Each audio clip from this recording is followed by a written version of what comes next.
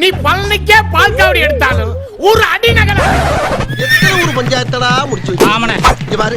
நமக்காக அம்பட்டு போலும் பிள்ளை குட்டியோட வெயில்ல காத்து கிடக்குறாங்களே.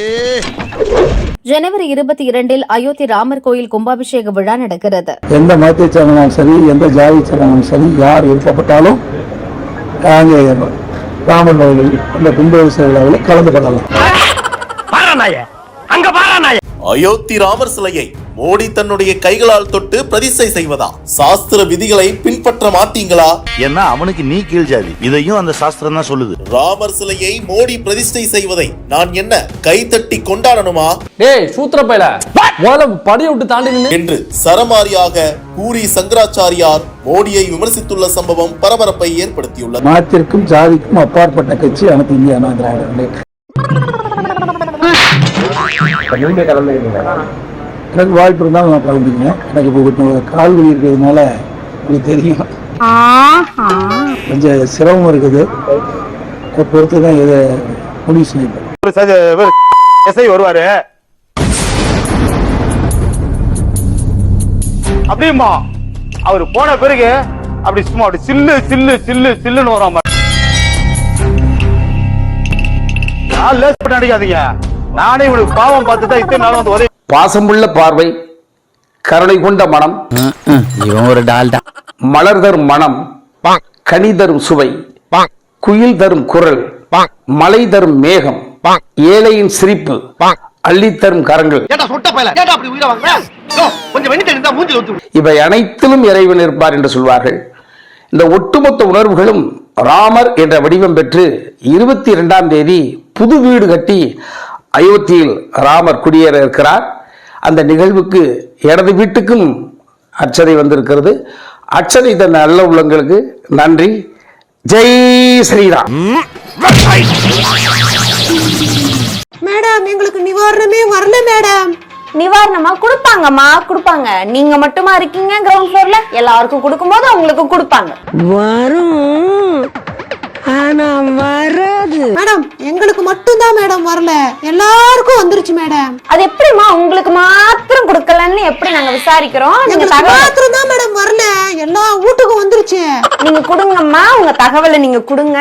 கொடுத்தா விசாரிப்பாங்க, பார்ப்பாங்க என்ன ஆச்சு அப்படின்னு பார்ப்பாங்க. சரிங்களா? ரொம்ப நக்கலா போச்சுடா உங்களுக்கு. நக்கல் பேச்சு மேடம் இது. சரி இதெல்லாம் போட்டோம். ஒரு முக்கியமான விஷயம் ஒண்ணு சொல்றேன், சரிங்களா? இது வந்து ரொம்ப வெரிஃபைடு. இத வந்து நீங்க ட்ரோல்லாம் பண்ணிடாதீங்க. பத்திரிகையாளர்கள்லாம் இருக்கீங்க, அதனால சொல்றேன், ட்ரோல் பண்ணிடாதீங்க. சரி சொல்லு. அதாவது அந்த அயோத்தி ராமர் கோவில் அந்த தீர்ப்பு சொன்னப்போ ஜட்ஜையா உள்ள இருக்காரு தீர்ப்பு சொல்றதுக்கு. இப்ப அந்த கோபுரத்துல ஆஞ்சநேயரோட பின் தலைமுறை உட்கார்ந்து இருந்தாங்களாம். இதோ பார், அறிவை மட்டும்தான் பயன்படுத்த வேண்டும், ஆயுதத்தை பயன்படுத்தக்கூடாது.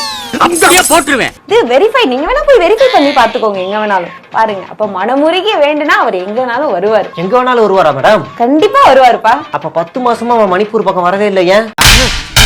நீ கேட்ட ஒவ்வொரு கேள்வி என்ன செருப்பால அடிச்ச மாதிரி இருக்குடா. மாதிரி இல்ல, உண்மையிலே செருப்பால தான் அடிச்சேன். நான் கொடுக்கிற மூலிகையில உன் உடம்பு தீரலேனா பேஷண்ட், டியர் மிஸ்டர் பேஷண்ட், சஹஸ்ரநாமத்தை படி அப்படின்னு அந்த காலத்தை சொல்லி அனுப்புகிறான். ஆண்மை இல்லை என்றால் ஆஸ்பத்திரிக்கு போங்கடா. என்ன முன்னெல்லாம் மரியாதை இல்லாம திட்டுவீங்க, இப்ப மரியாதையா திட்டுறீங்க. கொஞ்சம் கொஞ்சமாக தவழ்ந்து தவழ்ந்து உயர்ந்த பதவிக்கு வந்து You should give the credit to Edappadi. Edappadi choice சரியான சாய்ஸ்ன்றது காலம் நிரூபிச்சிருக்கல. எடப்பாடி பழனிசாமி தலைமையில் அதிமுக நன்றாகவே எடப்பாடி பழனிசாமி தான் ஆட்டநாயகன். அண்ட் எடப்பாடி பொதுச் செயலாளர் ஆனது இந்தியன் டெமோக்ரஸியோட வைப்ரன்சியை வெளிப்படுத்தக்கூடிய ஒரு விஷயமா அவர் இன்னைக்கு உட்கார்ந்துருக்க இந்த பதவியை இலக்கா வச்சு உழைச்சாருன்றதை நம்ம மறுக்க. எடப்பாடி மட்டும் எது கூட சொல்றீங்க? பிஜேபி ஒவ்வொரு எம்எல்ஏவா 50 கோடி 60 கோடி கொடுத்து வேலைக்கு அது கடுகு தெரியும் உங்களுக்கு. அண்ணா ஏன் இந்த ஃபீலிங்? ஒண்ணு இல்லப்பா, நீ செய்யற உதவிக்கு உனக்கு என்ன கைமாறு பண்ண போறடா? ஒண்ணும் பண்ண வேண்டாம்.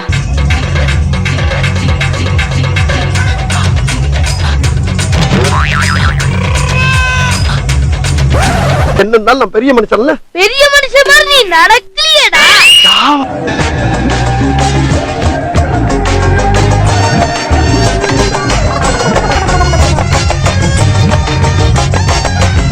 அடிச்சு கொதறிடுவேன் போறவெல்லாம் பாவாட்டிட்டு போறானே. உட்காருங்க. கட்சி வளரல. இப்ப வந்து கொட்டி கிடக்கிற செங்கலை வச்சுக்கிட்டு வீடே கட்டல. எனக்கு 3வது மாடியில எனக்கு பெரிய படுக்கறை வேணும். எனக்கு அந்த அறையை ஒதுக்கி கொடுக்கணும். முதல்ல அதுக்கு வீடை கட்டணும்ல.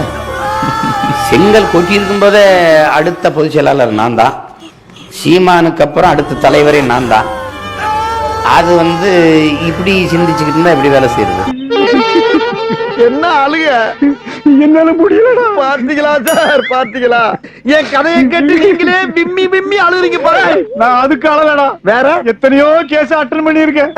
வாழ்க்கையில இப்படி ஒரு கேஸ் நான் அட்டன் பண்ணவே இல்லை. பொங்கல் பரிசு தொகை 1000 ரூபாய் கொடுத்துருக்கேன், சந்தோஷம் தானே? வாடா பணம் இருக்கிற பொண்டாட்டி வச்சு ஒழுங்கா குடும்பம் நடத்தி அப்புறம் இன்னொரு பொண்டாட்டி வச்சுக்கலாம்.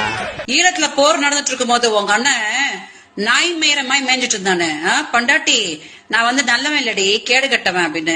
அப்ப அந்த தொடப்ப கட்ட நாய்க்கு வந்து நான் தமிழா நீ நக்கல் அடிச்சுட்டே இரு.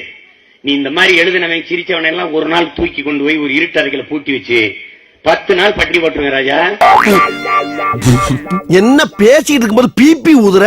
உங்களை பார்த்தா சிரிப்பு போலீஸ் மாதிரி இருக்குங்க சார். ஏய், சீரியஸா பேசிக்கிட்டு இருக்கேன், சிரிப்பு போலீஸ்ங்கற? நீ தானே கேள்வி பண்ணவன்டா. டேய் நீ தானடா, நீ தானே எங்களை நக்கல் அடிச்சவன். உள்ள இருடா, கூட்டி சாவி கட்டுற. முடிஞ்சா எங்க தூக்கி வீசிட்டு போட, சாவியை தொலைச்சு விட்டுரும். பட்டினி போட்டு கொண்டுருவேன் பாத்துக்க. எப்படி ஒரே வெட்டு? ஏய் பயமா அது கடிச்சிராத. ஸ்டார்ட் பண்ணு.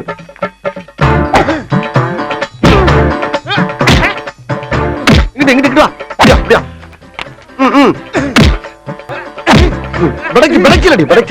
மண்டையில மட்டும் அடிச்சிடாத, குலக்கேசல் உள்ள போயிருவேன். சரியா? உங்க வீட்டு பிள்ளையா நினைச்சு எல்லாரும் என்னை மன்னிச்சிருக்க.